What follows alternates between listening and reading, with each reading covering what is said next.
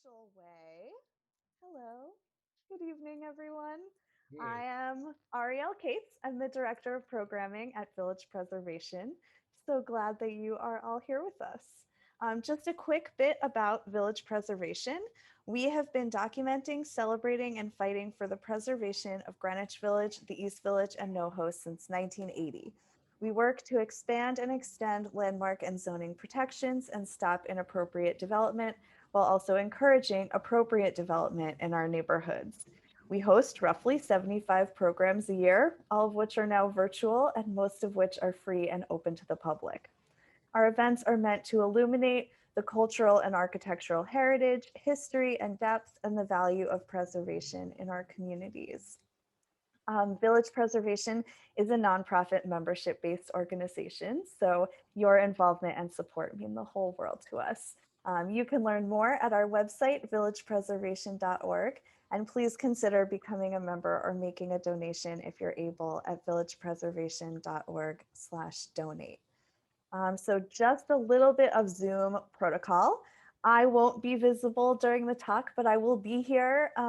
Feel free to use the chat to say hi, tell us where you're joining from, or to raise any issues or thoughts. If you have questions specifically for our speaker, please, if you can, use the Q&A function. It just helps me to keep track of your questions. And you can submit those at any point during the talk, and we will get to as many of those as we can.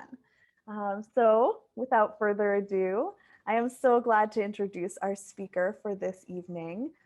Born in Manhattan in 1951, David Godlis is one of the most important image makers of his generation, working as the photographer for film at Lincoln Center and covering the New York Film Festival for the last 30 years, and so very much more.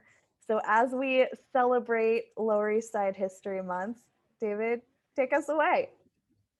hey, I'm so glad to be here, Ariel. I've watched a bunch of your talks and now I'm part of one, which is fantastic. So So, glad to have you. yeah, well, welcome to the talk. It's Godlis Streets of the Lower East Side. My book that just came out, Godlis Streets, uh, covers Manhattan and a little bit of Boston. So I wanted to expand this talk to cover the Lower East Side and more than what's in the book. Which, by the way, this book came out on, just for a plug, came out with Real Art Press. That's REEL, like in a movie reel. And you can get copies of this book signed at Rizzoli Bookstore here in New York City or online from them. So let's get started with some pictures from the book. This is, I'm starting off with a few pictures from Boston because I went to photography school up there in the early 1970s.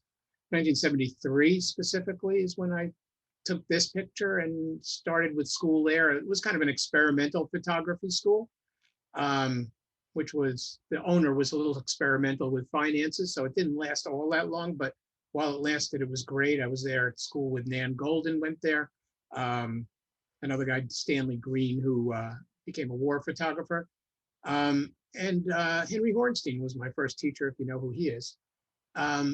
So here we go.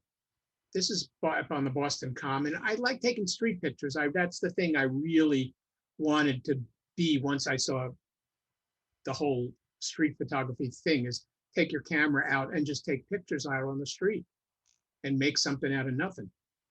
This guy, well, we're not quite sure what he was doing because I don't have long conversations with these people. I'm not a documentarian in terms of writing. This is Boston.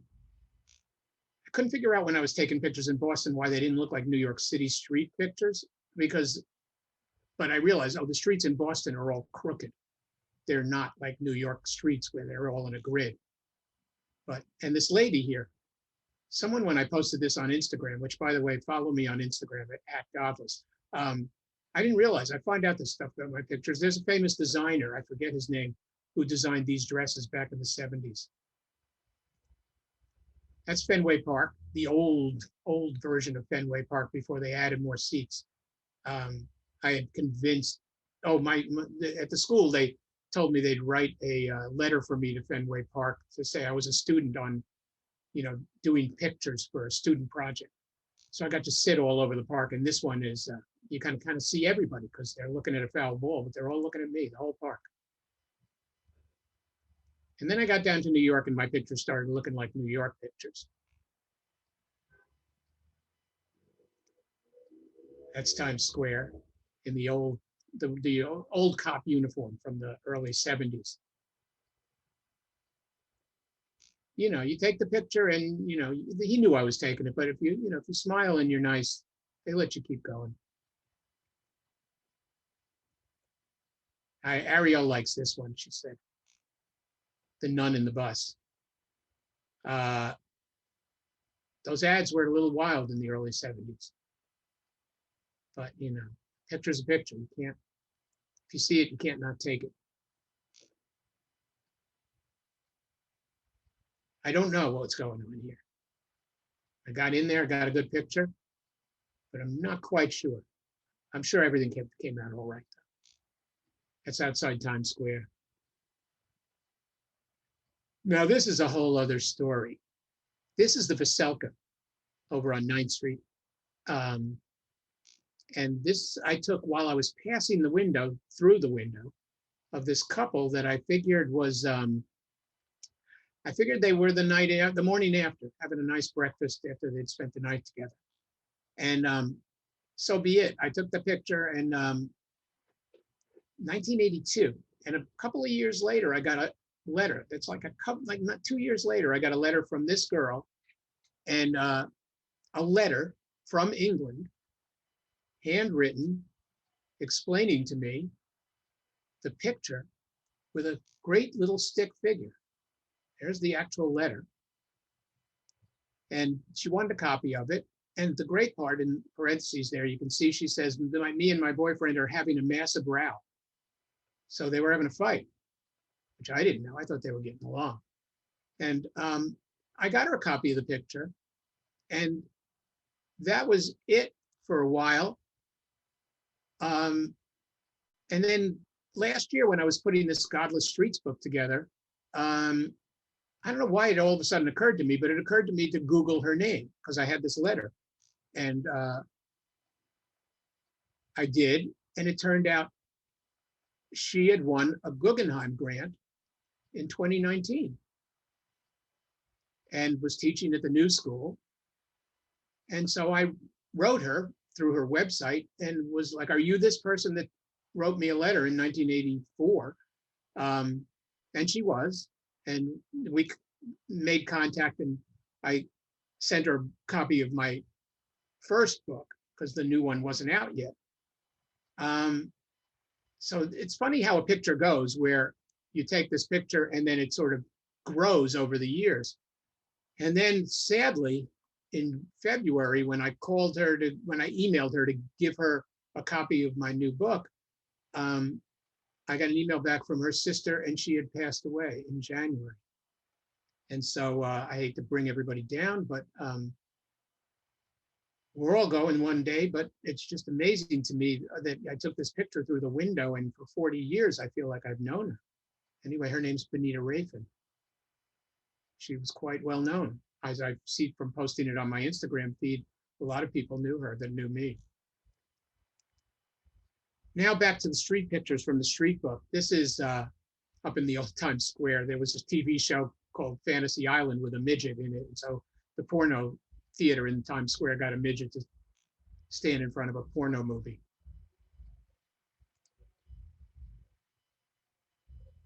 I didn't really, I kind of probably knew the silent partner was there, but you take these pictures very quickly.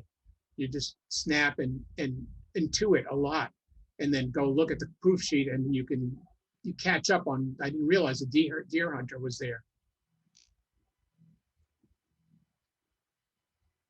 This one's grown over the years.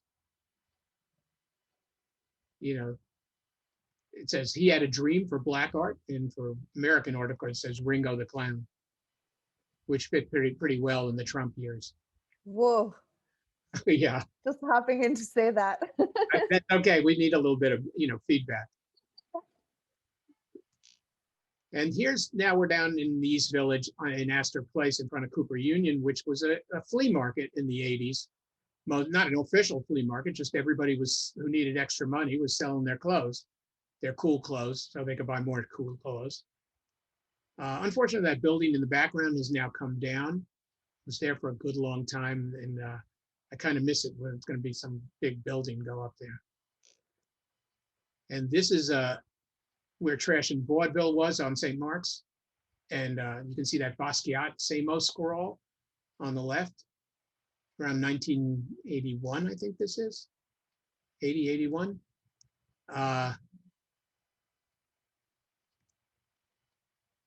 These two Hassids, I love Hassids. I love photographing Hassids because they're black and white, and my pictures are black and white, and they're almost like cartoon characters.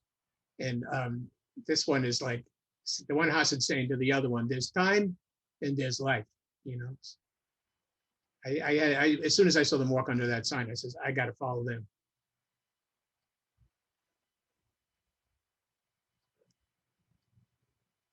She's actually wearing green and watching the St. Patrick's Day parade, but you wouldn't know that, and it doesn't matter. But that's why she was so busy and didn't see me taking her picture. Penn Station, while I'm having my coffee before I was going to work in Times Square in the morning. I was working as a photography assistant before I went to work. I'd sit and have a cup of coffee. This is one of those, how do you get this picture without letting everybody know you're doing it? Very quietly. Outside the Metropolitan Museum of Art. These buses, I think these were called fish windows or something, like aquarium buses. That's what they were, because they had these, they were like aquariums. There's the Metropolitan Museum of Art. Mom and two daughters, looking at Mom and two daughters. This one I took in the information booth for the Statue of Liberty in 1974, right around when Watergate was going on, which why I was drawn to that information sign and this guy, tell no, see no evil, hear no evil, speak no evil guy. And of course, another unnameable president. Now that's out in Coney Island doing a self-portrait underneath the Wonder Wheel. And that's St. Mark's Cinema, which is long gone, but had $1.50 double features and was just great. There's a lot of great stories about going to that cinema. And I have quite a few of those pictures of this cinema in this show, in this talk. Now, this is going to be divided into 4 parts, this talk. We're in the second part. And this is my first book, which I'm known for my punk photos. This was History is Made at Night. And it's out of print, so you can't get it, but we're going to try and get it back into print before Christmas. Jim Jarmusch, who I knew down at Cbgb's, did the intro, as you saw his name on the Stranger Than Paradise marquee at St. Mark's Cinema.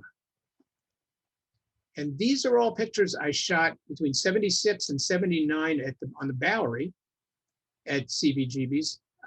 And they're mostly shot by natural light. So I was lighting everybody up by street lamps of the Bowery and not using a flash.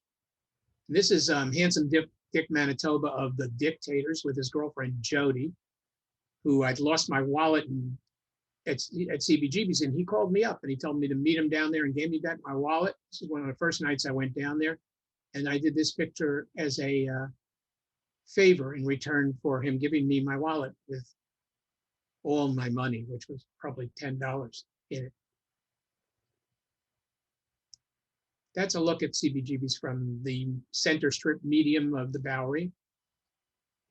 Only that part of the Bowery was crowded in those days outside Cbgb's. This is a typical summer night in 1977. Because the rest of the Bowery was empty. Now the Bowery's full, but just this little section was in the summer. The Ramones on the Cbgb stage, looking at it from the side of the stage where I took this so you could see the people watching and the fans and the Ramones.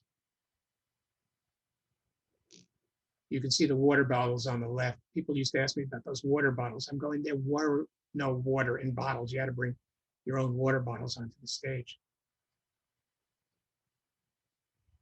This is the cover shot on the book, which is a bunch of no wave punks. And no wave was the next thing that happened after punk, while punk was going on, where punk was like 3 chords, no wave was like 2 chords or maybe 1 chord. They wanted to outdo the punks. And these are kind of a bunch of famous no wavers.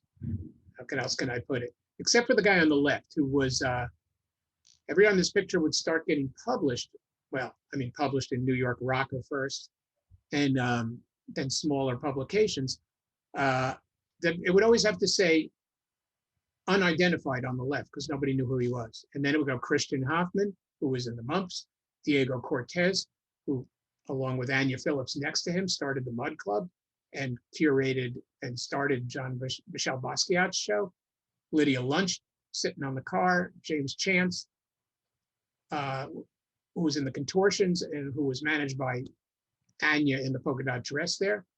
And then Jim Sclavunos, who was in Teenage Jesus and the Jerks, which Lydia ran. This is a long list, and then Bradley Field next to him, and one of the Sidemen sisters, I believe, next to him. And so I would go through the whole thing and not know the guy on the left. And then finally someone told me in the late 90s, I think the guy on the left's a friend of Thurston Moore from Sonic Youth. And so I asked Thurston from Sonic Youth one night, do you know my picture? And he said, yeah. And then I said, what about the guy on the left? He said, yeah, that's my friend. He and I went to high school together, except he shouldn't be in that picture. I should be in that picture because he hated those bands. So I know you're all laughing out there, but anyway, that's Thurston Moore's Volkswagen in the back behind the guy on the left. Oh, we're hearing from some folks who say that it's Liz Seidman. Liz Seidman, thank you. Fantastic. I know I have all the right people out there to fix me up. The hardware tool store is now a Think Coffee. And off behind them on Bleecker Street is where the great photographer Robert Frank lived, who came into CBGB's one night. And this is probably my most well-known photo of Patti Smith. Again, I'm shooting at very slow speeds, 1/4 of a second without a tripod, lit up by street lamps. And the 1/4 of a second is like, zzz. So if you hold, I knew if I hold still, and she held still, we got a good picture, which we did. Tony wants to know, is that Roberta Bailey behind Patti? No, it's not. Roberta's in the front desk at CBGB. She's still inside. She's not out on the street. We never know. We've never figured out who the girl on the left is. Nobody's identified her correctly or convincingly. Amazing. Yeah, it's amazing after all these years. I mean, I cut her off halfway. She was in a conversation with Patti, and I tapped Patti on the shoulder. This is where people would hang out in between sets. And instead of staying inside the club, especially on a hot night, come out on the street, smoke a cigarette, hang out. And so Patti was in conversation, I believe, with her, and I tapped her on the shoulder and asked if I could take a picture, and then she turned around and did this thing with her hand, and I took 2 shots, and she went back to conversation. We all went back to our life, and this is the moment immortalized. And there's Debbie, Harry, with Blondie, Chris Stein sitting on the stage at CBGB's playing a slide guitar. He told me he's playing slide guitar, so this is Little Red Rooster they're playing. That's Richard Hell outside the club. Richard kind of started everything in terms of how people dress and how people have the short hair, punk hair.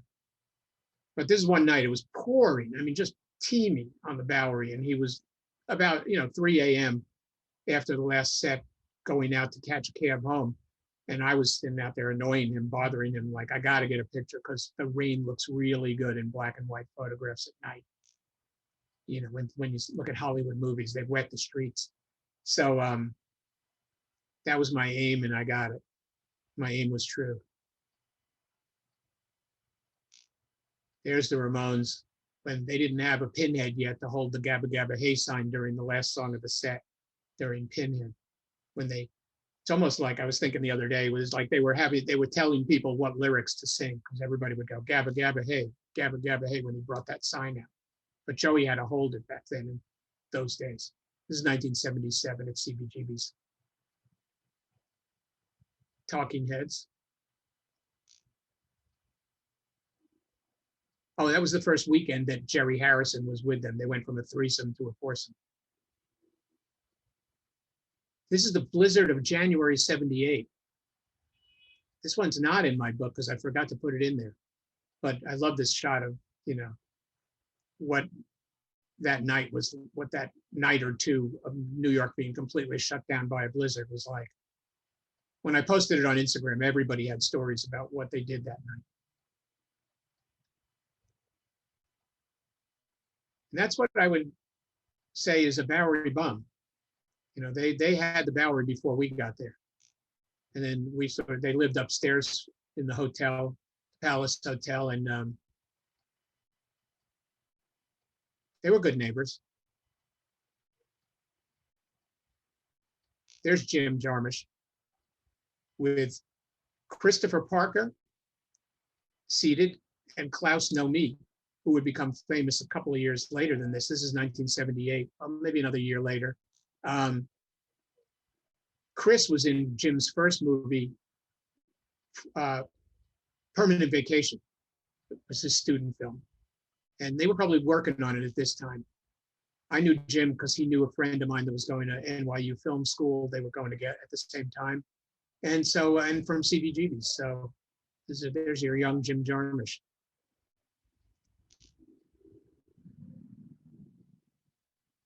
That's just a view of the club. Nice and empty, as it was on many nights. That's Anya on the right, who you saw sitting on the car before, and Sylvia Reed, who at the time she was Sylvia Morales, but later she married Lou Reed and became Sylvia Reed. But they were friends long before they lived in New York. I think they were living in, I don't know whether it was Taiwan, China, somewhere over there, and they knew each other, but they kind of had this kind of fashionable look that really caught on. Anya, in particular, she was good friends with Debbie Harry, and like I said, started the Mud Club, and a lot of girls started dressing like her. Lydia Lunch, this is in her loft on Delancey Street. Looking out on Delancey. It's looking out towards Delancey Street. Teenage Jesus and the Jerks loft. And the Cramps. And I took them on a photo session. I think this is on the Bowery. We walked around the Bowery and Bond Street. That was around 1977. This is Chris Stein from Blondie, holding up the ever-present New York Post with its crazy headlines. And Alex Chilton, who had just finished his stint with Big Star and came up from Memphis and lived in New York for a summer or two. And this ended up being the cover of his 45, Bangkok. But he, this is out on the median strip in the rain. I got really lucky because a drop landed on the lens, a raindrop, and made this picture as good as it was. Sometimes you just get really lucky. There's Hilly, who ran Cbgb's and was kind of the father to all of us who were hanging out there. When I showed this picture back in the days, I'd show this picture when I had all these punk pictures and nobody knew what punk was. And I'd show this one. They go, "Why are you showing me this picture of this guy in a flannel shirt?" And I go, "And a beard." I'm going like, "Because he ran the club." And people go like, "Yeah, what? So?" And I go, "Well, because he ran the club," but nobody understood what that was all about. But I knew I needed a picture of everybody, the bartenders, Philly. I was in that line. One of the guys in that line told me he remembers holding my place in line while I took this photo, and then I came back. It was a Patti Smith night. And that's what the club looked like at closing time. looking sort of from the stage all the way back to the front door past the bar. Give you a good idea. It's like 3, 4 in the morning. What that bar looked, what it really looked like, and it was an old bar. I think when they were trying to stay open, keep it open and not lose their lease. At one point, I think Luke Sant helped them figure out the age of that bar. How old it was by testing the wood.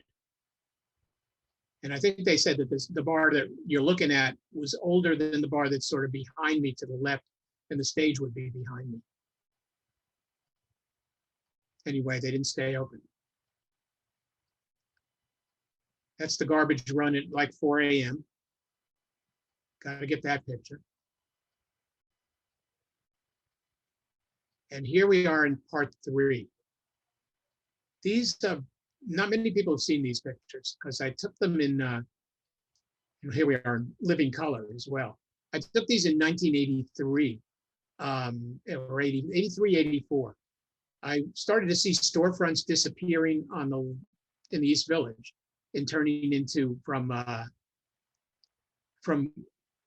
wooden storefronts to aluminum storefronts. So I decided to just go out and start photographing in the mornings and getting pictures of storefronts. And this is St. Mark's Place. If off to the right would be Stromboli's. I know somebody on my Instagram the other day said they used to eat from this Chinese place. And if you look on the left, wait a minute, did I say between? Yeah, between first and second, right.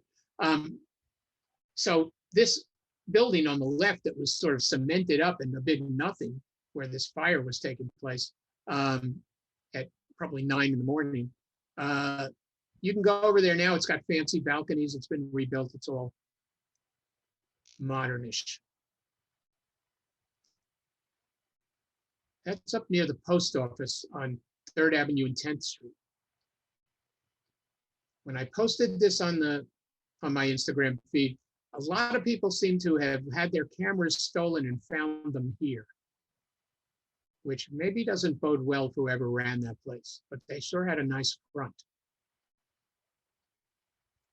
This was a little further down on 3rd Avenue, closer to St. Mark's on the west side of 3rd Avenue. This one, the people who shopped here on my Instagram feed didn't have the same problem. So if you could go back into the past, I would recommend shopping here, not the other place, but you can't really go to any of them. But you can look at them.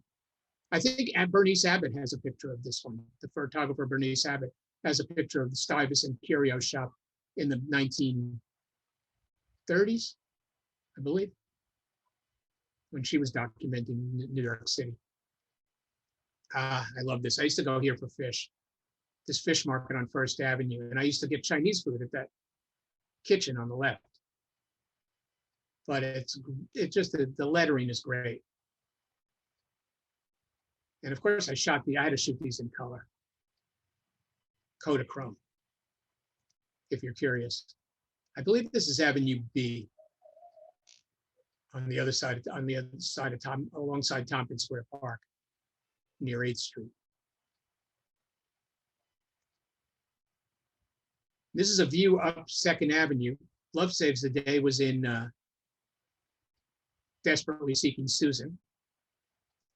And you can see the St. Mark's Cinema off in the distance, and the B&H Dairy is still there. So go get your lunch, your breakfast, your dinner, your late night snack. Go to the B&H, support them. They need the help. This was 14th Street, back when 14th Street was in decline.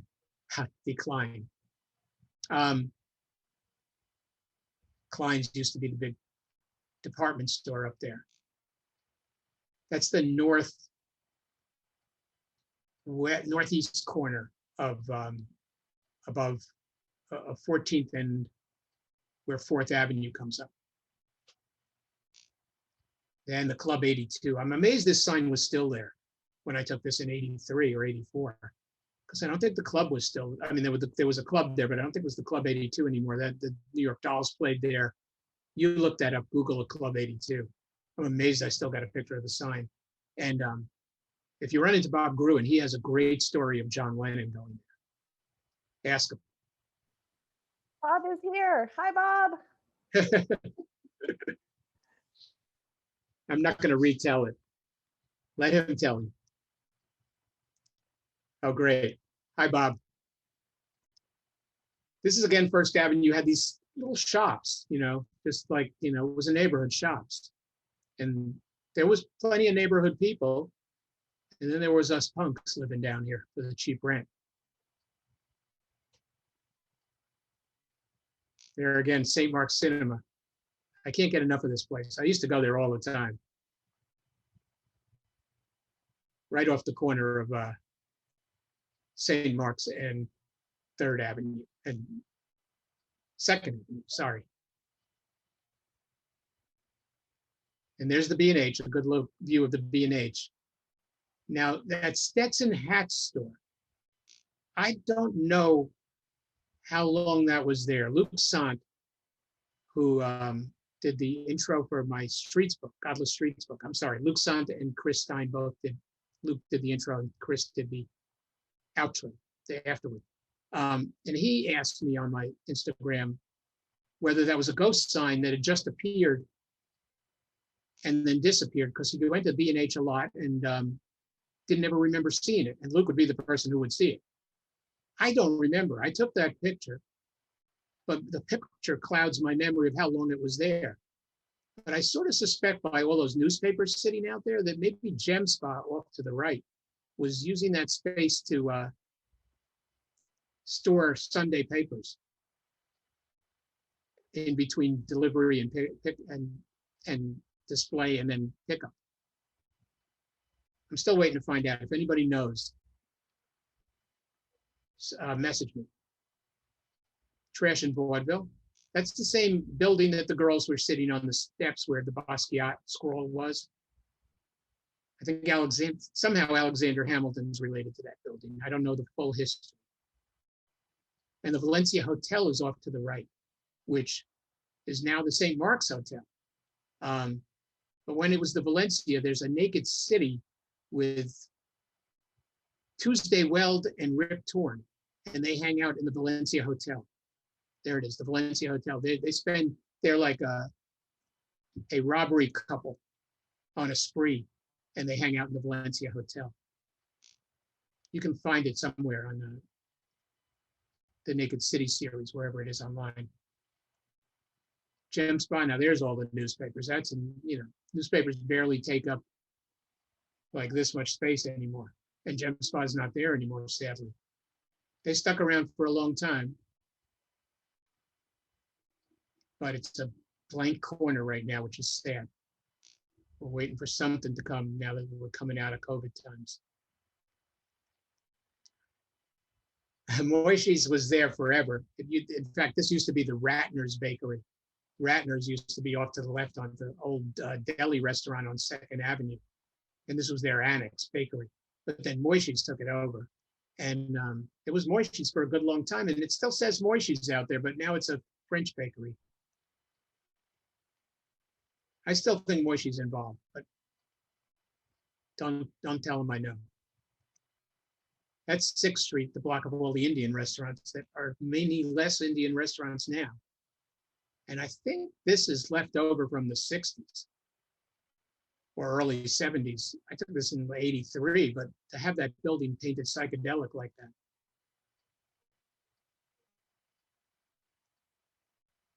That's Stuyvesant near 3rd Avenue, kind of where that Bean coffee shop is.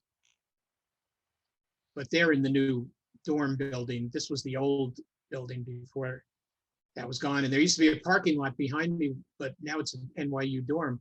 So back then I could get a picture reflecting 14th Street. Now I can't.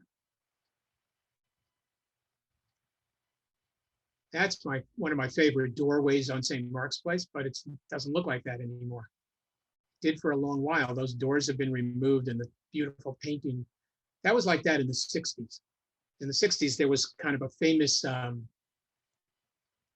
ad for a record company that was shot in front of that doorway called "The Man Can't Bust Our Music," like a hippie sitting in front of that doorway. Back when St. Mark's was a hippie block instead of a punk block. And this was the side of the cinema, the St. Mark's Cinema on St. Mark's, that turned into kind of a wall full of posters for bands, and that would change every day. And into the 80s, it started to become art up there, as you can see. And in 81, I shot this picture of the Ramones in front of that wall. They were out there recording a video for We Want the Airwaves. And I photographed them while they were on break from the video, and did this shot of Joey.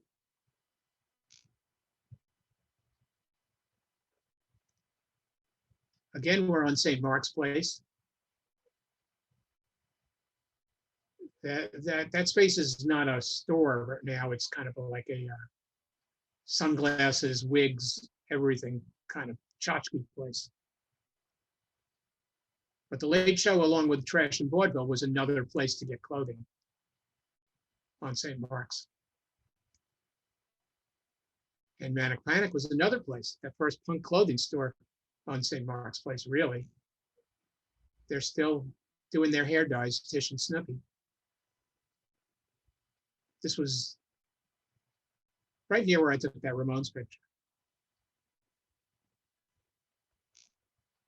Now we're off towards Tompkins Square Park. Or again, 1983, 84, and that's now a Starbucks. Prime location back then for a little superette. Or you could go have your TV repaired next door.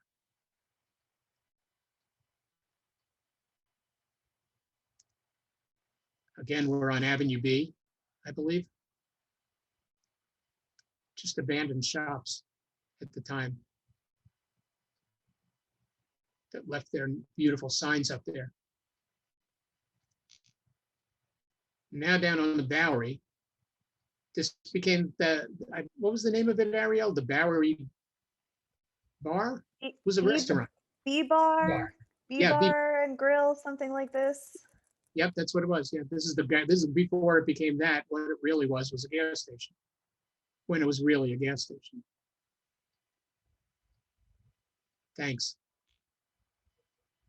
And this is more towards 13th Street, where they filmed Taxi Driver, the Variety photo plays. And there was also a kind of punk movie made called Variety here, amongst all the other wild things that might have gone on there. And again, one of these little shops on First Avenue. I don't know how that's like a whole shop full of buttons and zippers, and amazing. Astor Place minus the glass buildings. And when the Carl Fisher building was really the Carl Fisher building before it became a condo, and the clock, when it really worked, because you can see here, there's two different times. Now it's just one of those clocks that's right twice a day because it's painted on.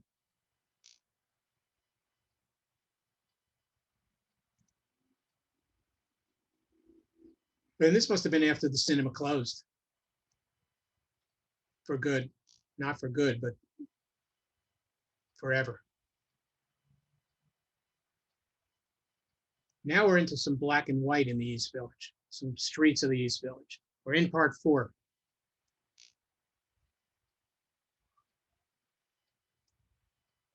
That's me back doing my Godlis Streets thing again, just photographing people in the neighborhood. I used to get a lot of my records at Free Bean. I would wear that outfit. You would? Absolutely. I did. Me too. Eileen chiming in from the back of the room.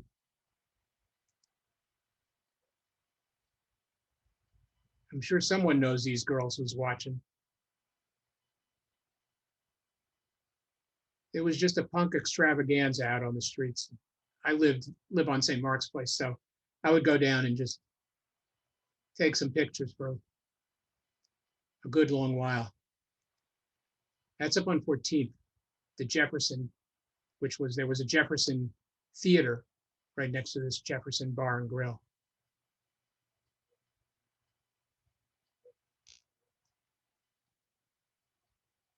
Again, we're back on St. Mark's Place. I would not wear that outfit. No, me neither. But it takes all kinds. Absolutely. Variety is the spice of life. Thank goodness. Variety photo, please.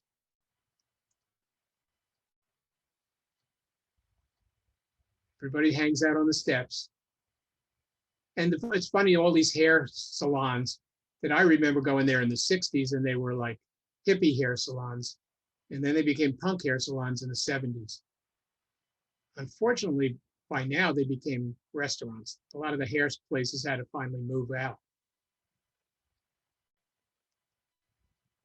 This is back at that flea market that I showed you the picture of the girl with the bouffant hairdo earlier, people selling their stuff out in Astor Place under Cooper Union. I mean, this extended all over. And in the intro of my book, I think Luke Sant talks about various things he bought at this. It wasn't just clothes that they had. They had all kinds of great stuff.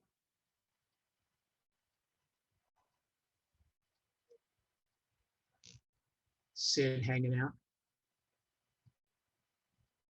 I see the Ramones leave home, and the Clash, and the Heartbreakers. And she's not looking at her phone. These girls are hanging out on St. Mark's Place. If you follow that Manhattan before 1990, is that what it's called? The on Facebook, that group, they had a great picture of St. Mark's Place with a jalopy on St. Mark's Place yesterday, and that was taken right where this picture was taken, in front of like 34 St. Mark's.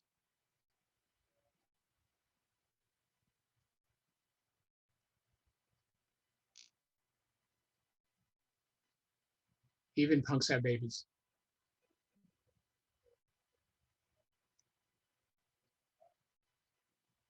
Stand on 2nd Avenue.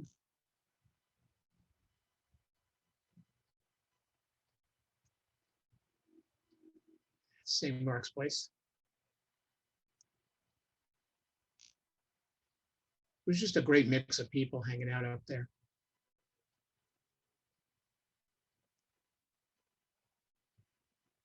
These are mostly in the 80s.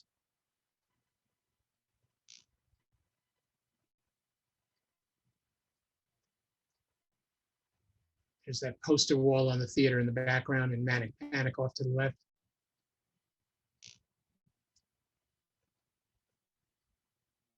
It runs the gamut, from older women to younger girls. This again is kind of near where that jalopy picture was taken.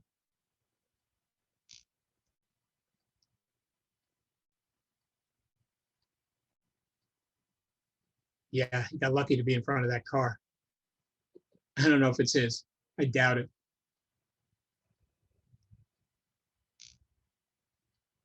Even the Curzon Way Cafe type. Love being on St. Mark's. Oops. There's a cool lady. Not just the young people. Natasha was another clothing store there in the background.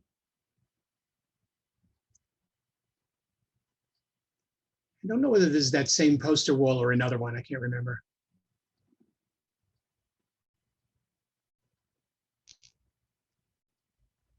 And one more of St. Mark's Cinema.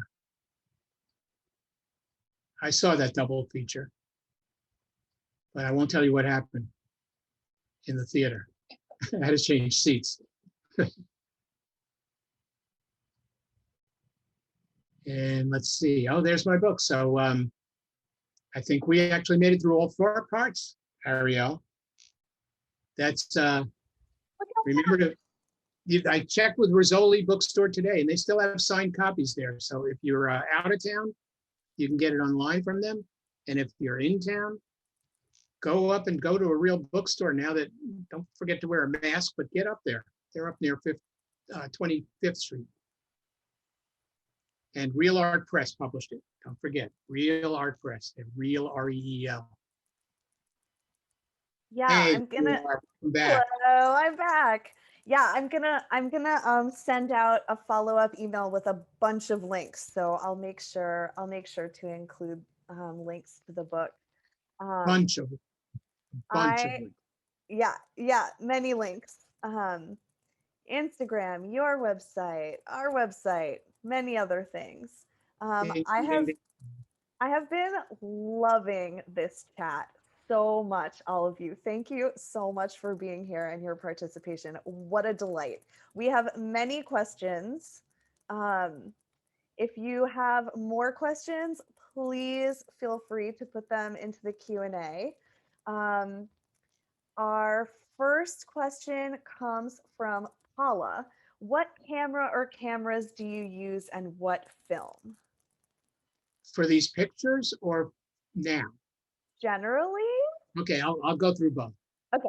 For these pictures, back in the day, I used a Leica 3F to be specific, but the Leica was a rangefinder camera that it wasn't an SLR, single lens reflex, and it could shoot at slow speeds without the camera shaking because there wasn't a mirror popping back and forth. And that's why I was able to shoot at slow speeds at night. And it's also kind of it was the street photographer's camera. But then in the digital era, I had to switch over. And what I've landed on is Fuji. I use Fuji cameras. Get that off, please. I'm using a Fuji camera, a Fuji XE3, which kind of looks like a Leica. Oops, I'm so bad at this. Kind of looks like a Leica, but it's a good street camera that I recommend it highly. Okay. Yeah, thanks. Okay, I'm going to read this question from Jill before it gets lost in the chat. How do you feel people's expressions were back in the day versus how people look when you're taking street photos now? Have there been shifts in people's expressions that you've noticed? I try sort of not to have people know I'm taking pictures. And I think their expression depends on how you approach them. And I kind of have one of my tricks is like to not look like I'm taking a picture. And that doesn't mean I hide or put a disguise on. It just means that after I take the picture, and I'm using a camera, not a phone, which people are not used to cameras that much. When you take a picture and after you take the picture, you kind of look this way, like I'm looking behind them. If you look at them to see if you got a good picture and what they look like and what their expression was, they know you took a picture. If you do this and just do that and just go about your business, they turn around and think, what did he take a picture of behind me? And back in the day, nobody cared because they didn't figure I'd waste money on film taking a picture of them. So are people's expressions different? I think you're navigating a different territory because people know more about pictures and they know that there are more places that the pictures can go and they can go quicker. So they know that somebody's going to see that picture if they see it very soon. Back in the day, there was that kind of thing. So a girl would, like I said, that Benita had found me 3 years later. Yeah, I think it's just you're navigating a bit of different knowledge of what a picture is. There was plenty of knowledge back then. People were all taking snapshots, but now people are sort of aware where it may end up. That makes sense. Yeah, this sort of dovetails with a couple of other questions that we've gotten from Stephen and Sharon. Have you had unpleasant confrontations with people who have caught you taking their photo? Do you have to ask for their permission to publish a photo? Has that worked for you? Okay, let me start with the you have to ask permission. People are public domain when they're out on the street, not when they're in a shop because they're in a private place, but when they're on the street, their image is public domain. So you can take the picture, but you can't necessarily print the picture, publish the picture without their permission. And it depends how you publish it. This lady, I don't have permission from anybody in my book because I didn't take their names. And frankly, I'm not slandering them with the pictures. You know, the thing that would, if you had a picture and you took the picture, I think there was a guy that did pictures for the New York Times that got into trouble back in the 90s when the New York Times put editorial content on the picture, but he didn't have permission. And they said, this is a black lawyer going to work. And the guy whose picture was taken without permission was annoyed. And that's a different usage. But now that's kind of boring. So back to, did anybody ever get, when I first moved to New York from Boston, and I was taking pictures on the streets, I did take pictures of I took a picture of one guy, and he was just sitting out in front of a building, and I took his picture, and he came walking up to me, and he just walked up to me, and he said, bam, he just punched me. And I went like spinning. Like before I saw him come walk up to me, and he just went bam. And I was like, I went spinning. It was down on like near the Flatiron building. And he walked back to his seat, and people just kept passing me looking like, you know, something's happened in New York. Well, I don't know what happened to that guy, but I got to get to work. You know, they just kept passing. And but then he came back again. And at this time I was ready for him. So he came back and he says, you took my picture, and you took my picture, and I want to film. And I was like, I was ready to stay back. And I said, no, I can't give you the film. And he goes, you took my picture, I want the film. And I said, I'm going to call the cops. I said, okay, good, call the cops, because I want to know whether, I didn't know yet that he was public domain. I just moved to New York, and what do you do with people in the street? So he called the cops. I don't remember how he called them, but or maybe he had me. I can't remember. But a cop came down, and he went back to work upstairs in the building. And this cop car came and sat me in the back of the car. And I said, look, I know this is not I was busy looking for jobs, frankly. I was up knocking on doors looking for work. I said, I know this is not the most important thing in your day, but I want to know if I can take pictures of people on the street, because that's what I do. And they said, of course you can. Of course you can. It's public domain. What happened? I said, well, this guy just punched me. And they were like, oh, what do you want us to do? You want us you want to file an assault? That it's an assault charge? I said, no. I kind of wanted to know what I feel. I'm okay. I'm not hurt. And they said, well, we could go scare him for you. And I said, oh, yeah, he works up here. They said, yeah, we can scare him for you. And we got out of the car, and we went into this office, and there was like a lady at the front desk, and they said, he had given me his name. They said, we want to speak with, I forget what his name was. Let's say Julio, because he was Puerto Rican, I think. So could we speak with Julio? And she, oh, what do you want to speak with Julio? And then they said, lady, take us into the back. And they took us into the back, and it was like the Hebrew, it was a prayer book company that they were packing books for the prayer book company. Oh my gosh. And they came, we went in the back, me and two cops, and he sees us, and he comes over, and he goes, this guy just took my picture, so I punched him. And the cops are like, whoa, you're admitting to us. He took my picture, and without asking, and I punched him. And then they like talked him down and said, like, you can't, that's assault. And David here is going to be very nice and not charge you, but we want you to apologize to him and understand that you can't just hit somebody, and that he has the right to take your picture. Wow. Jeff. It never happened again. I never got hit again.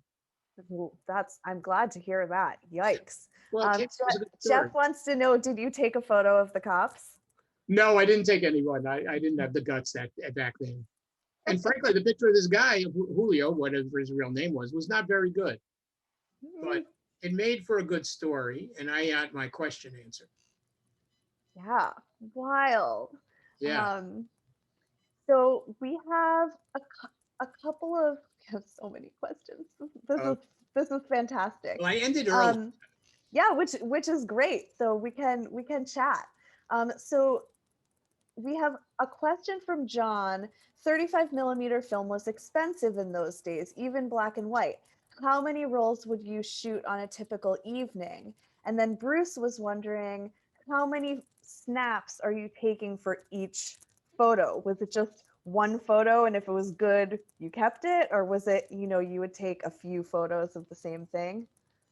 In those days, you had, taking photos, you had to calculate how much it was costing you and how much film you had. First, you had to calculate how much film you could bring out on an evening for me, because I wasn't like a wealthy uptown photographer, let's say. And so to start off, I was buying Kodak Tri-X film in 100-foot rolls, which you could buy and then roll the film yourself. So that saved me some money. So I could get 20 rolls of film out of a 100-foot roll of film. And instead of paying a few bucks a roll, it was way less. I think I got 100 feet for like $7. So I could get 20 rolls for $7. But I would carry about 5 rolls out for an evening because I didn't want to look like a douche, I kind of wanted to look stylish to some degree, and I didn't want to carry a camera bag, and I didn't want to have film hanging out all over the place. So I could fit them nicely in my pocket and still look stylish if I kept it to 5. And 5 was a good number to get through the night, unless there was a particularly crazy night going on. And yeah, on the shots, like the Patti Smith shot, I shot 2. On most things, I shot 2 or 3. Because you could that was how you could budget 5 rolls of film to get you through a full night. And frankly, maybe you'd shoot 3 or 4 and you'd make sure you had enough just in case something really good happened late in the night. But I would shoot only 2 or 3. I'm amazed back then. Digital makes you shoot more. Film was, you were calculating the finances and calculating the film you were carrying all at the same time. That's why I say when I take pictures of people on the street, they go, why would this guy waste his money on a roll of film on me? They wouldn't think that I'm like a photographer or anything. I'm just a guy with a camera. And did you develop your own film? Oh, yes, absolutely. Yeah. Developed all the film, printed all the film pictures. I was like a one-man band. Yeah. I developed, and it wasn't quite as quick back then. So if you got a picture like a Patti Smith there, and I knew, I was like, man, I'm not going to know till tomorrow, and I was going to get home at about 3 or 4 in the morning. And 3 or 4 in the morning is not a good time to develop film. So I would like develop it. Usually I develop it the next day at work because I worked in a photo studio, and I'd sneak my rolls in with other people's rolls. Brilliant. And yeah, but I'd know a little bit by the next night I went down there. I wouldn't have a print. I'd just know if the picture came out. Like the Alex Chilton picture, he would be like, did the picture come? Because we'd done a couple of tries at it. And I said, each time I'd come back and go, nah, I don't think we got it. And we come back and go like, oh, we got it this time. And then I'd be back by the next night. I'd go in the darkroom and print. You said, unless something really, really good happened that night. Benjamin wants to know what's an example of something really good. Oh, like somebody comes up to you in the bar at CBGB, since this girl Danielle comes up to me and goes like, "Hey, up the block in like what was the name of the bar? I forget. Up the block there was another bar, and she goes, Mick Jagger's in there." And I'm like, you want to have extra film just in case Mick Jagger shows up. Of course, Mick Jagger was really drunk, and I'm shooting without a flash, so I couldn't get him. He was just like wobbly. I couldn't get him to stand still. I got a picture of Ron Wood, but not Mick Jagger. Later, some other people came and shot Mick Jagger. But yeah, you never know. Or a band, like when you're going down and shooting bands, you don't know if somebody's going to show up that night and get on stage, and you're going to go like, man, I want more than one roll of this set. So you save the extra for the good nights. You just never know what part of the night is going to be the good night. So you don't want to shoot too much, and you don't, like I said, you don't want to look like you don't want to look too dorky by carrying so much film, or even carrying a camera bag looked dorky to me. That makes sense. Yeah. It was a very fashionable scene. It's important. You have to. It's really important. Yeah. What was that guy? Better to look good than to feel good. A tale as old as time. Yeah, exactly. Patty Astor asks, do you remember the night you met Anya Phillips? I think it was that night that I shot that picture of Anya and Sylvia. I'm pretty sure that was the night I met her. That was 76. Because they just looked they stood out. And I was like, can I take your picture? And yeah, that was the night. Because those other pictures are much later. And I just was like, being a photographer and like hanging out on the street and on the Bowery in between sets, there was just so much interesting stuff. But Anya stood out. Anya even more than Sylvia. Sylvia by her personality, Anya by her looks. And the two of them were like, you sort of go like, you got to ask. You got to go up and ask. Because the pictures at Cbgb's, I asked everybody. The pictures on the street by daytime, I didn't ask anybody. But, you go like, you got to go. You got to go over there and ask. And they, of course, wanted to have their picture taken. I dopily think, nobody's going to want me to take their picture. And then, of course, everybody was down there to have their picture taken. I mean, more reasons to get dressed up. We have many questions from many people, all along the lines of, do you have a favorite photo or photos? Or do I have a favorite question that people ask me? Is that your most hated question? No. I don't know. I mean, I would say, I don't know if I have a favorite photo. It's like they're all my children, I don't have one over the other. I wish I had a great answer for that. But frankly, like the Patti Smith photo, I love. The Debbie on stage photo, I love. The punks on the car. Sometimes the photos, when you live with them over time, I guess you surprise yourself that you ever took them. And the one of the Ramones, where the whole crowd is watching, the whole world is watching, getting ready to watch, but the whole crowd, I like that one a lot. I suppose the Handsome Dick Manitoba is somewhat of a favorite too. All of these, I went there just, to hear music. And then the next thing I knew, I was like, maybe I should take pictures. And I sort of each picture wound my way into how do you photograph these people without a flash? And it sort of ended up being a look that I created along with the people I photographed.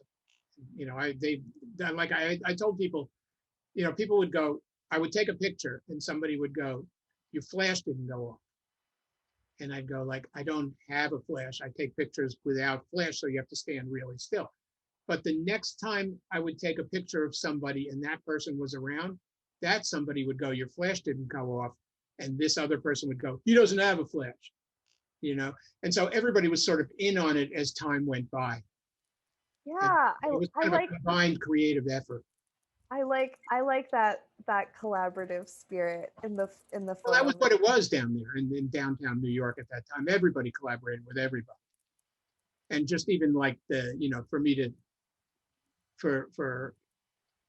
it was just every night was amazing. I didn't get much sleep. I'll tell you that. Right, and the day job was in the photo shop. Were there other day jobs? No, I just had one day job working for a photographer. He was like, he didn't become famous. Like he wasn't a famous photographer. Like I was not like working for Andy Warhol or something, but he did make the Crazy Glue commercial. And if anybody's out there knows what the Crazy Glue commercial is, with a construction guy hanging from his hat, the guy I worked for made that. Ah, yes, but I remember that. I ran the photo business while he was doing that commercial, and I photographed mostly bank ads. It was boring, really, really boring. And but I could get by. I would work and get out at like 5, 6 o'clock and take a bit of a nap, have a slice of pizza, and go to CBGB's and be there all night, and then go to sleep and go to work in the morning. I was young, and I didn't want to miss anything that happened. Yeah, I mean, there was none of this recording the event so that people can watch it later. None of I that. sort of thought I'm recording stuff that people who are not here will see, and people who are here, because there wasn't people with phones taking pictures. So there was only us photographers. And so I sort of knew, there's only just so many of us here. And I got to get this down. Of course, I didn't know anything big was going to come of it. I didn't know that the punk scene I thought it was great. I mean, we all thought the Ramones were going to be the next Beatles. And, things don't always work out the way you think will work out. But I knew that I should record this all for the people who didn't have cameras, who were there, and for the people in the future, not knowing if I was, putting my money on the right horse. I thought, like, for a while I thought, yeah, and then for a while nobody wanted the pictures. Everybody's like, that's old stuff, nobody needs that. And then Nirvana hit in the early 90s, and then everybody called me up for the pictures. I practically boxed them up. Wow. But you never know. I mean, that's like, they don't tell you that in photo school. You got to outlive your pictures, and you got to be patient. I mean, some people get their pictures published early because they're not patient, and that works for them. But for me, I was the patient guy that waited for time to come around. Sure has. We've got a couple of questions about, from Eric and from Jeff. Was there a photographer / were there photographers who were influential on in your practice? I know you mentioned Bernice Abbott. Who else? Well, there are the great thing about photography is there's a lot of great photographers. I mean, I learned most of it. I went to photo school, but I didn't really learn my photography sense from photo school. I just learned how to develop film and how to go in the darkroom, and what camera to buy. But I learned, oops. I did that because we got a request from someone who wants to see you bigger. So here we are. You want me to get out of sharing? Oh, I just did that. Okay, cool. All right. Yes, I'm bigger. Hi. Okay, so what did you ask me? Remind me. Influences. Yes. Yeah. So I learned a lot from looking at photo books.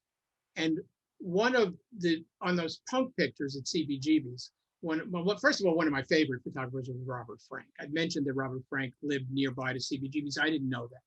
But I was a big fan of Robert Frank's The Americans, and he was like a big influence on my street photography. But then I got to New York, and I went to this punk club, and who knew that the punk club I went to was like a half a block away from where he was. So he walked in when I'm like, oh my God, that's Robert Frank. And people were like, who's Robert Frank? I'm going, Robert Frank, that's Robert Frank. And they were like, it wasn't like I was saying Sid Vicious. It was like I was saying Robert Frank. And so a lot of people didn't quite know what I was talking about. And I was like, the book The Americans, and they weren't quite sure. And then I was like, the cover of Exile on Main Street, the Rolling Stones album. And they were like, oh yeah, that I said he did the cover. But anyway, Robert Frank was a big influence. But on those pictures at CBGB's, there was a photographer in France named Bressai, and he photographed France in the 1930s and did a book called The Secret Paris of 1930s, that he photographed nightlife in Paris in the 1930s. And that a reprint, it wasn't a reprint, but it was a book of that material that had just come out in 1976 when I was hanging out at CBGB, just as I was going to hang out at CBGB's. And that book heavily influenced me because I went, I remember sitting at the bar at CB's going like, when I first went there, I just went to hear music. And then I went, well, I'm not a rock and roll photographer. I don't have access to getting pictures published, and nobody wants these pictures anyway. But then I went, maybe I can photograph it. This place like Versailles photographed Paris in the 30s, do night photographs of CBGBs in natural light. And I remember sitting at the bar going like, I'm going to see if I can figure that out. That's a good idea. And that's what I continue to do. So these pictures in particular are influenced by Versailles. If you look at Versailles night photos of Paris, that's what I was trying to sort of copy, along with a little bit of the graininess from Robert Frank's pictures. But all the street photographers for those other pictures, Gary Winogrand, big influence, Lee Friedlander, big influence, Diane Arbus, huge influence. Another villager. Another villager, yeah. She lived over on Stuyvesant, I think, over near here. For me, not when I was there. And she lived in Bob's building over in Westwood. And so, yeah, Diane Arbus was a huge influence on me. She had died in like, I think 71. So by end of 72, they had already put that big famous book of Diane Arbus monograph out. And I saw that show when I was living in Boston. I came down to New York and saw that show at the Museum of Modern Art. And I remember the lines, and I remember looking at that book and going, I was so influenced by that. And I was, and that was really within a year of her being, nobody had seen all those pictures until that book came out. And then a year later, I was in photography school and off to the races with my pictures. But so she's always been a big influence. And then Bernice Abbott, obviously, she documented all of New York City in the 30s, Walker Evans. The thing about photography is there's so many good photographers who left their images for you to be influenced by. And that's what I do. I still love looking at photo books. And I feel like the photo book is the place for your pictures to go. They look good on gallery walls. There's lots of things like that, but a book that you can sit with, like this book, it's just that, you can look and spend time close up to it. And it's like having your own little gallery and you can look at your own leisure. Next. Yes. Billy wants to know, what was your last night at CBGB like? Oh, I wasn't there for the last night of CBGB, which was October of 2006. They had a bunch of concerts, the shows the last week of CBGBs, and I went to a bunch of them. And I think the last night I went was, I'm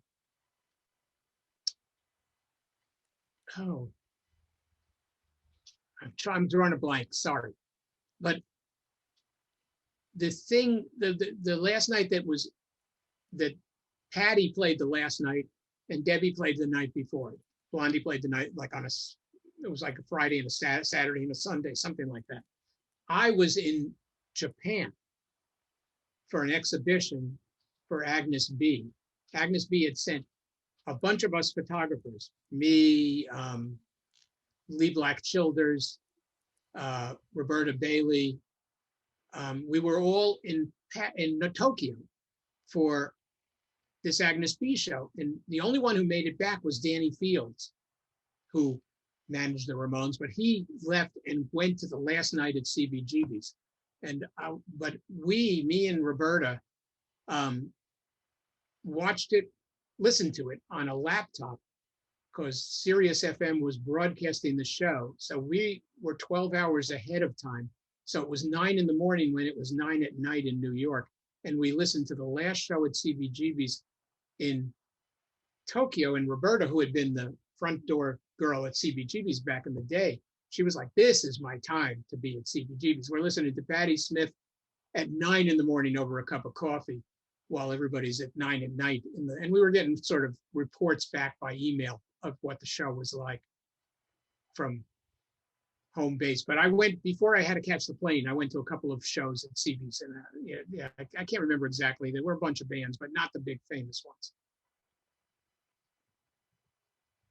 Oh, but I went back, actually. I went back after it was closed and photographed the inside when they were deconstructing it. Because Hilly took the bar and the toilets and everything. He took everything with him. And so I was it's incredible. documenting that after I got back. Rick wants to know, did you take any shots of the Kiev back in the day or of the Saint? I have some of the Saint, but I didn't take pictures of the Kiev for some reason. Sometimes you miss out on opportunities, and I didn't spend as much time at the Kiev as I don't remember where I was going in those days, but I didn't get pictures. No, I don't have any pictures of good pictures of the Kiev. I missed that one. But what was the other thing I said? I can't remember. But anyway, yeah. But what was the other thing you said that did I take pictures of? Hold on, let me find it. Boop, boop, boop. It was Kiev and someplace else. Oh, the Saint. The Saint, Thank yeah. you. I Thank you, friends. Thank you. I didn't go there that much, but I have some good pictures in the Saint. I have a great one of Debbie, Harry, and oh, damn it, what's the designer's name? Her favorite designer. It was a really good, I think it was a party for Spin Magazine at the Saint. I have some good pictures there. Yeah, that was the old Fillmore. Stephen Sprouse. Yeah, thanks. Yeah, it was the Stephen Sprouse. Debbie and Stephen Sprouse. I have a good shot of them together at the Saint. Wow. And one of Al Cooper, a bunch of, it was a good night that I was there. But it was the old Fillmore East. Mm-hmm. I went there a lot before it was the Saint. Yeah, I've seen some really cool photos of the Fillmore East. Yeah, I used to go there as a teenager and spend my afternoons on St. Mark's Place, much like the kids I photographed back in the 70s. Oh, yeah. Eric wants to know, what was the record store next to the Gem Spa where you said you bought a bunch of records? Free Bean Records. And I think the people that ran Free Bean ended up running Sounds on St. Mark's Place. All right. Free Bean Records. And I have a picture of the doorway, the back of the door in Free Bean as you were leaving, that everybody signed their name. So the New York Dolls and the Ramones, everybody signed that doorway. I've got a picture of the doorway. I love this. All the signatures. There's another door that I read about. I think it was the Oscar Wilde bookstore or something like this. People really love signing doors. Yeah. It's great. Yeah. It's great. Doors of perception. Yeah. Okay, let's see. Martha wants to know, have you ever shot a movie? I don't think so, but not a movie that anybody would see. No, I've shot lots of video of my daughter and lots of video when I had a video camera back in the 90s. And no, but I love movies. So I had a sort of a choice at one point. Am I going to be a photographer or am I going to be a filmmaker? And I went with photographer. And I've never really had the time, I think, to do anything like that. And I don't know whether I'd be good or not. I'm not, yeah, anyway, I haven't. No, I haven't. But I've been in movies. I was in this guy, Alex Ross Perry, who's a filmmaker I like because I photographed him up at the Film Society, also out at BAM Cinematheque. And Alex asked me to be in his film, Her Smell is the name of it, with Elizabeth Moss as the star. And you know the film? I've heard about that movie. I haven't seen it, but I really want to. I remember when they played it at BAM. It's a bad title, but it's a great movie. Like he sent me, I said, Alex, I'm not an actor, and he goes, you just have to play a photographer. And I did, and I had a scene with Elizabeth Moss that got sort of, it didn't hit the cutting room floor before because of me, but I got to act with Eric Stoltz.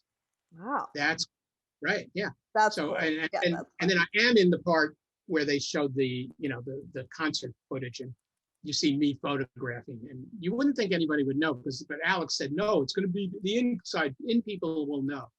And when it showed at the New York Film Festival, like a few years ago. They know you.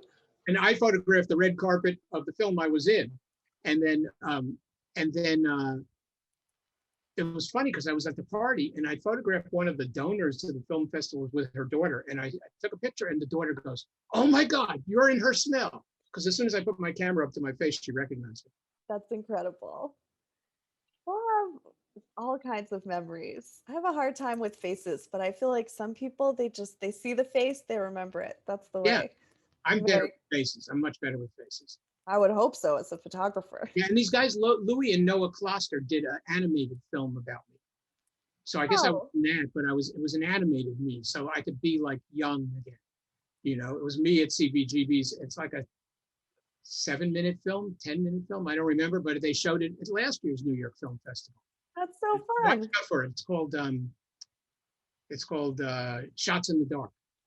They couldn't think of a title, so I wrote it for them. But it's kind of fun. It's me doing like everything at CBGB is only an animated version of me. Oh, They're very cool directors, Louis and Noah Kloster. Watch out for them. They're doing one of Sarah Driver now. Oh yeah, you mentioned this. Yeah. Okay, everybody.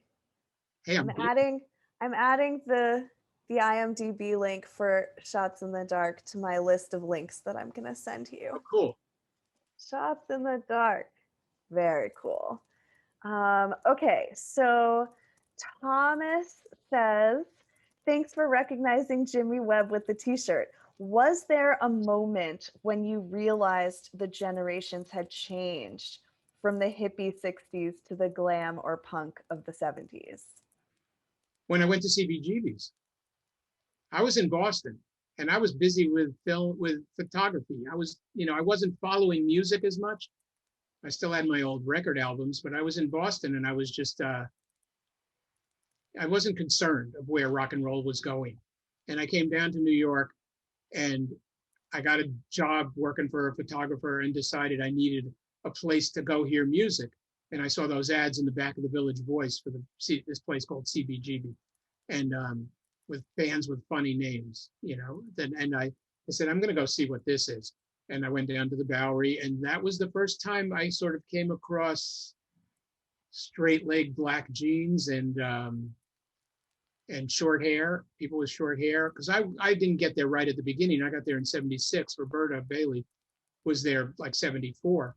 And the Ramones were there from 74. So I sort of walked into this scene and I went, wow, this is a scene. And when I was a kid, I'd always told myself, if I walk into a scene, I want to be sure I notice that it's going on and that I take part in it. And I kind of recognized going, like after my first night at CBGB's, probably that was it. Like I just looked around and I went, like, these people are really cool. And like I hadn't been concerned about what the next thing might be, but I stepped into it just out of, I don't know, I just walked into the place and realized I realized this is where I want to be because it looked cool, good jukebox, good looking bar. It looked like a bar that I'd been in Boston or something, and did look like a New York place.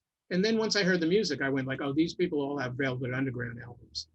And I was a big Velvet Underground fan. I was like, at that time, you didn't run into a lot of Velvet Underground fans. People that had Velvet Underground, they'd already, they were not that big at the time.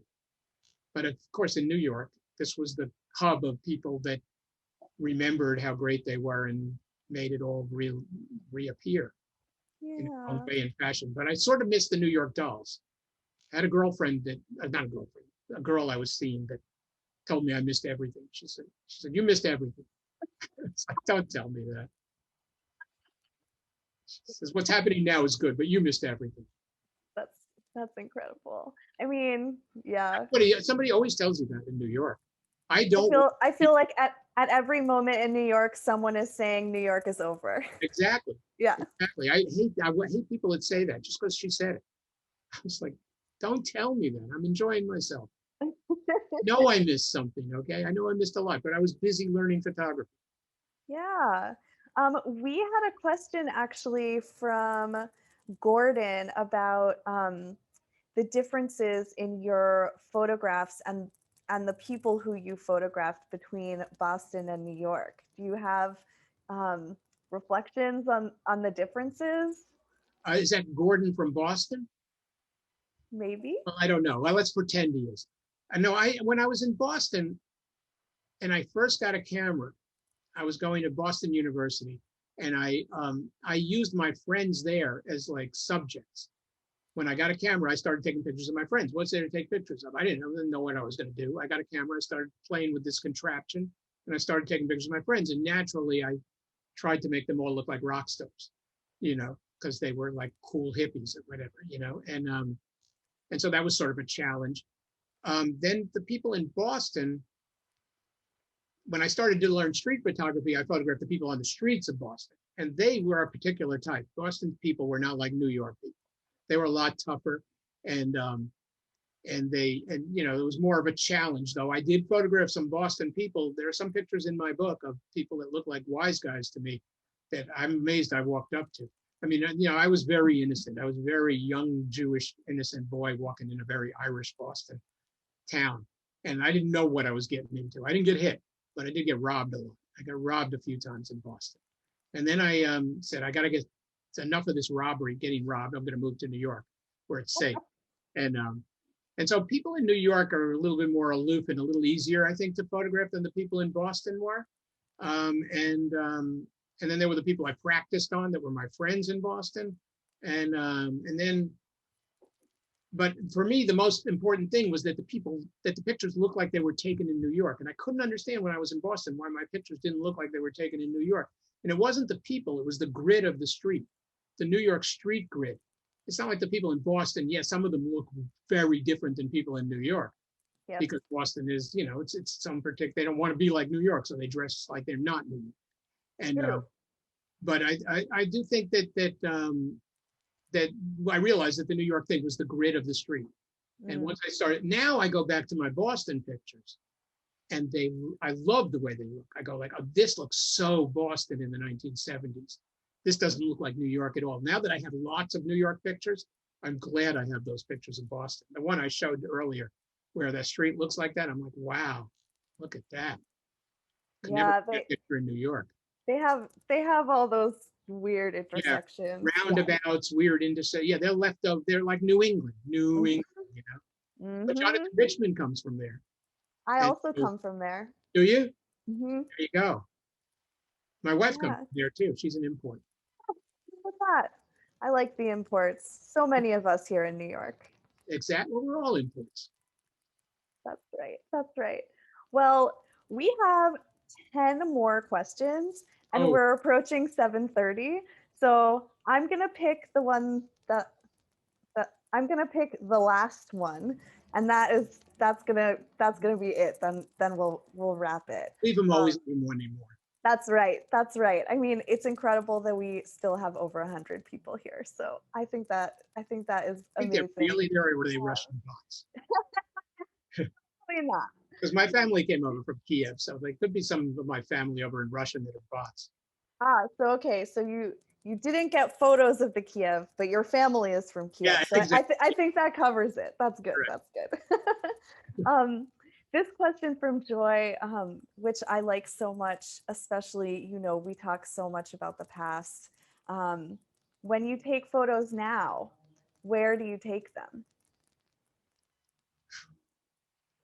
Wherever I am is kind of the short answer.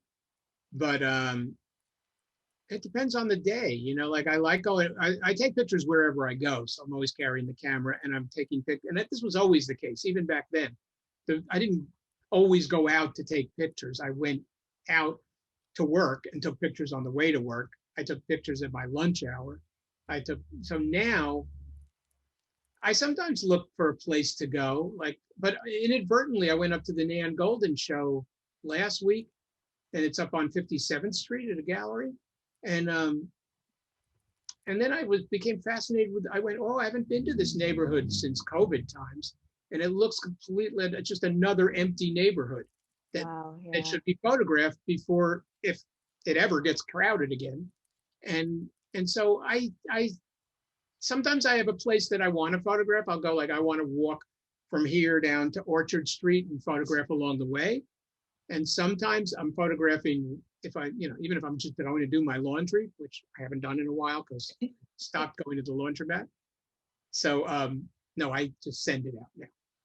I've gotten very sophisticated in my old age, but I would take pictures. It's a good pandemic adaptation too. Yeah, you could get pictures in the laundromat. Always take your camera because you're going to be getting pictures somewhere along the way. And so I think some days I just think I'll go to this direction and take pictures. I'll take a walk in this direction, and like the internet, New York is very much like the internet. You take a left and you're on another street, and then next thing you know, you're in another neighborhood. And then you go, this neighborhood looks good to photograph. Like when I went to the Nan Goldin show, I didn't plan on going and photographing that neighborhood.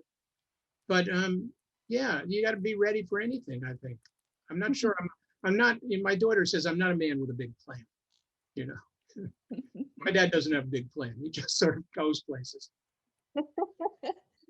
That's great. I mean, I think she's pretty inside, yeah. Also, got a beat on. you clearly don't need a plan to make really magical and amazing photographs. Yeah, I mean, So, I can make up a whole story around it, like, but the next book I'm working on, which is a book of Miami pictures that I took in 1974. I was just going to visit my grandmother, and then I decided I just learned photography. I'm going to take a walk out with a camera, and here I am, like many unnamed years later, about to put a book out of that stuff. So never wow. know, do you? The Yeah. main And thing is if you so, don't have your camera, you're not going to get a picture. Now, of course, you can have your phone, so you don't have to have your camera, but it depends on how you like taking pictures. I like looking through a viewfinder. it's Not, different, not that I don't take it the other way with a phone. I'm not a fuddy duddy. of course. Miami in the 70s. Yes, amazing. Miami Beach in the 70s. That's going to be a fun one. Yeah. I can't wait to see that book. Um, so many thanks to you, David, for this marvelous hour and a half. I'm so grateful. And to all of you who are still here with us, thank you. Thank you, Thank everybody, you. for coming along. I can't see you, but I know you're there. What And an thank you, Ariel. what an amazingly fun chat this has been. This was fun for me, that's for sure. Yeah. And so keep an eye out, everyone. I'm going to send you an email pretty much right now with a little survey. We just love to have your feedback on our programs Help specifically. these And guys out and go to their website too, because they have such great stuff on their website, all kinds of pictures. oh, All thank you. kinds of Yes. yeah, help them out. Really, they're great. Yes. I'll link you all to our historic image archive. Um, Yeah, you could spend a whole night there for sure, days, weeks. oh, thanks. That's really nice. Um, and keep in touch. Have a really sweet evening, everyone. Take good Thank you, care. everybody.